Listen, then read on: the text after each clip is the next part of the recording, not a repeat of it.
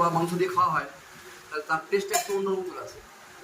ওই ঝাল থাকলে ঝালটা একটু কমে যায়, মিষ্টতা একটু আসে।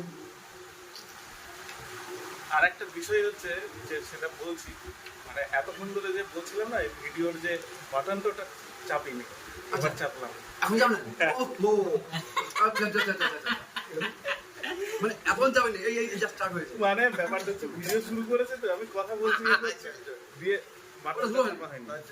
এই যে চায়ের মধ্যে ডুবিয়ে খেলে একটু আচ্ছা এর উপকারিতা কি? উপকারিতা কিছু না, মানে একটা কোন রেসিপি একটা নতুনত্ব খেলেই হলো, যেটা ভালো লাগবে সেটা খেতে হবে। ডায়াবেটিসের পেশেন্টরা কি খেতে পারে এটা? না, ডায়াবেটিসের পেশেন্টরা খেতে পারে, চিনি না দিয়ে খেতে হবে। চিনি না দিয়ে। চিনি দেওয়া যাবে, মাংসের মধ্যে চিনি দেওয়া রঙের জন্য, আবার চায়ের মধ্যে চিনি নেই, দুটো মিক্স করে মানে অ্যাড হয়ে চিনি খেতে পারেন, অসুবিধা নেই। আচ্ছা তো আমাদের স্যার